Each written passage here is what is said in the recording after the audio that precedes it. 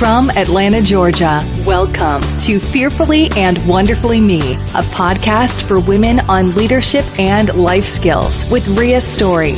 Rhea shares powerful life and leadership principles, helping you maximize your potential and become the woman God created you to be. Hello, everyone, and welcome to today's episode on Character Comes from the Heart. Mac and I were speaking one day last week, or one day this week, for a group of high schoolers, and they were in a leadership development program that's facilitated by the Chamber of Commerce in one of the cities in Georgia. And Mac and I were invited to come speak to the high schoolers. They were doing an entire day in one of their leadership development programs. They take one day a month for 8 months, and they go through different organizations, and they get to tour different places and different businesses, but they get to see a lot about the county that they live in and the cities and the businesses. So they learn a lot about the economic side of things, but they also have access to speakers who come in and talk about different things like leadership development. So Mac and I were just excited to be invited to go and be able to pour into these young people. And it really was just a great group of high schoolers, so much potential, and they were very engaged and interacting with us, and really sat through our 2-hour presentation, and had some great questions and some great comments, and so many of them came up afterward to talk to us and shared that they really got some good nuggets to take away. So Mac and I love to speak for groups like that because it's one of the ways that we can give back. So being able to pour into those young people is always just such a gift for us to be able to do. So we really love it. But what we were specifically talking on for this particular presentation was sensitivity and how our character on the inside determines what others feel on the outside. So we're really talking about diversity. But not just diversity in treating people different because they look different or talk different or are different than us, but diversity in terms of treating people all like people, regardless of whether they look different or talk different or are different than us. So it was definitely a different perspective on diversity for a lot of these young men and women. But when you think about it, our character is who we are on the inside, and it's what people experience on the outside. And when it comes to character, it's not just what you know, but who you are. So character is how we do what we do. Now, competency is our knowledge and skills and abilities, the things we know how to do, technical skills. But our character is how we do that. Our character is made up of the intangible things like our integrity, our attitude, our work ethic. The way we treat other people is part of our character. I'll tell you, it's pretty insightful. As I look back on the years that I spent waiting tables, I always like to say that you learn far more about the best and the worst of people when you wait tables, because how someone treats the server at the restaurant who really can't do much for them, how that person treats that server says a lot about their character, because we're all nice to people who can do something for us. That's just who we are and how we are. But are we really truly nice, and do we treat people like people when they can't do anything for us? The clerk at the checkout counter at the grocery store. Are we doing what we can to make that person feel like a person and not just someone there to serve us? So it really was a good, thought-provoking presentation. And really, as we dig into character, our character is the majority of what determines our influence with other people. We can break it down in a couple of different ways, but really, research shows us that almost 90% of our success in life and our influence with other people and our results in life is determined by character. And our emotional intelligence around how we treat other people is one of the big things that determines our character. I was reading The Ragamuffin Gospel by Brennan Manning, and I'm really enjoying it. Got a lot of good quotes and good nuggets out of it. And what I love, there were several quotes that I really enjoyed, but one of them I wanted to share with you is he talks about very early on in the book the difference between faith as belief in something that may or may not exist and faith as trusting in God is enormous, because the first is a matter of the head and the second is a matter of the heart. So I had to stop and think about that because it's so true. We talk about having faith in the fact that God exists. Absolutely. But are we living that out as faith in trusting God in our lives, in our day-to-day lives? The first is the matter of the head. It's a decision. Do we decide to have faith or not? Faith is simply that belief that says, yes, I'm going to take this on faith. I don't have the proof, but I'm going to choose to believe it. That's believing faith from the head, a decision of the head. But faith as trusting in God is the matter of the heart, because that's what's going to show through our life, through our actions, through our character. Are we trusting in God and living it as a matter of the heart? Now, then much later in the book, there's another quote that he talks about that kind of relates to this. He says, "The way we are with each other is the truest test of our faith." So once we've made that decision to trust God, that's a decision of the head. Or I'm sorry, once we've made that decision to believe in God, that's the decision of the head. And once we've made the decision to trust God and live it out as a matter of the heart, that's when people should be able to see a difference in our character. Because the way we are with each other is the test of our character, right? How we treat other people as Christians should be that we treat everybody like someone who is a person.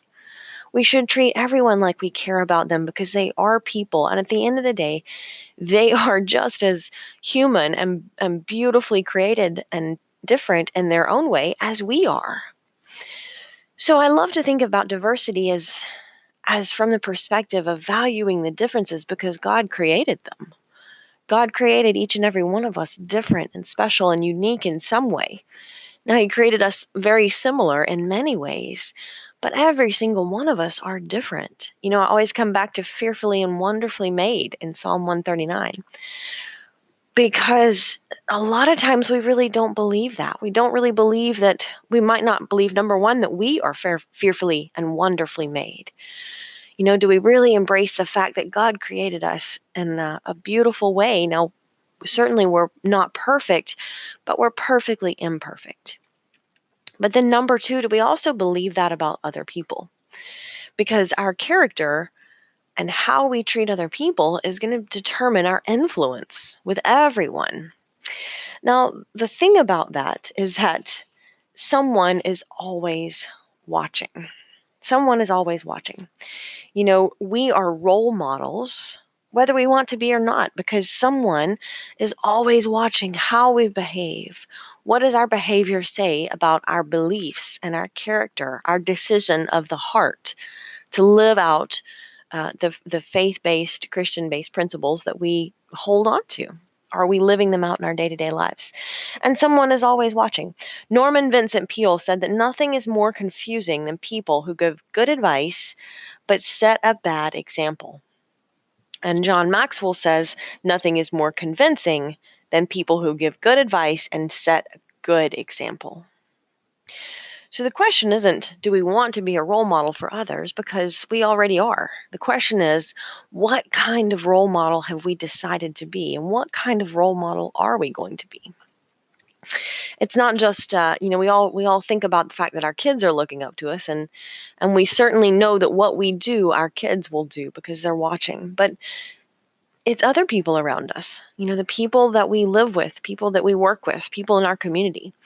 They're all consciously or unconsciously looking at our behavior and every time we have an interaction with someone, we're either building trust with the people around us or we're decreasing trust with the people around us. So what I mean by that is, every time we have an interaction with someone, either it's that person or it's somebody else who's watching us, we're either building trust based on our character and our interaction. We're either saying, I'm treating this person like a person, and I'm living out the principles that demonstrate that. So, for example, maybe you've had a bad day and you get home from work and the trash is overflowing and the dishes are in the sink and the house is just a mess and you just kind of snap. That's kind of the straw that broke the camel's back, and you snap at somebody and yell and lose your temper. And that's a little bit of a withdrawal of trust. When we respond in the heat of the moment and then later we go, man, I wish I had not said that. I wish I had not lost my temper. I know I'm not the only one who's said or done something in the emotions of the moment and later realized, man, that's not really what I wanted to do. That's not who I am. And yet sometimes we are reactive based on the emotions in the moment. But every time we are reactive based on the emotions of the moment instead of proactive based on our true convictions and our faith, our decision of the heart to live out good character. Every time we make the wrong choice, we are destroying a little bit of trust in the interaction with that person, or maybe just the people around us who are watching. Every time we can choose a proactive response in any situation, we build our influence and we build respect with the people who are watching. And the problem is that we are emotional creatures. I mean, we're people and we're human. We have those emotions, and there's nothing wrong with that. But what I'm saying here is that our character determines our ability to pause and choose a better response in the heat of the moment.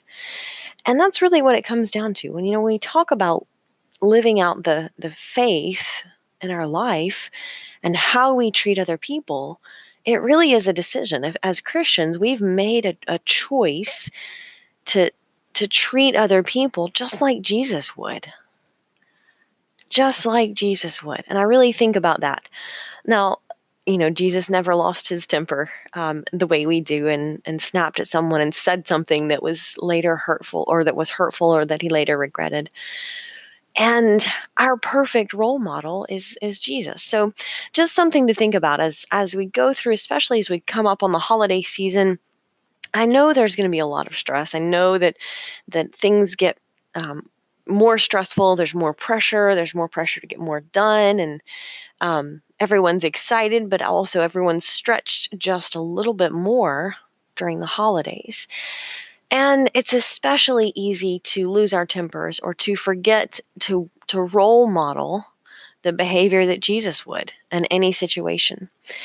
And how we treat each other is a test of that faith. It's a test of our commitment to own that faith and live it out as a matter of the heart. And it takes courage to do that. It takes courage to do the right thing for the right reason at the right time. Tony Evans said, if you want a better world, composed of better nations, inhabited by better states, filled with better countries, made up of better cities, comprised of better churches, and populated by better families, then you'll have to start by becoming a better person. And Marie Curie said, you cannot hope to build a better world without improving the individuals. To that end, each of us must work for his own improvement and at the same time share a general responsibility for all humanity. And it really is. We are really a work in progress. Mac always loves to say, I'm still under construction. And I love that because we are under construction. None of us are perfect, certainly. We are going to make mistakes. We are going to get it wrong. But we should take those mistakes and rather than ignore them, learn from them and look back and say, what can I do different? What can I do better next time? I've made the mistake, but here's what I can do to fix it. Or here's what I can do to change it and do it better next time. because we are the role model, and people around us are looking to us to role model the behaviors that Jesus would have us be the example. So I just want to challenge you as you go into your week this week, think about that and think about opportunities to live out that character just a little more. Just choose one or two situations that you can say, you know what, in this situation, I'm going to commit to living out my faith as a matter of the heart and treating someone else like a person with thoughts and feelings and emotions instead of an object. So thinking about sensitivity and diversity from the perspective of living out our faith as a matter of the heart. And that's what everyone can find encouragement in our behavior and in our example. Until next time. Start increasing your influence and maximizing your potential with Ria's audiobooks. Available at audible.com, amazon.com, and iBooks. Please visit riastory.com to learn about Ria's books, resources, speaking, and training programs. Thanks for listening.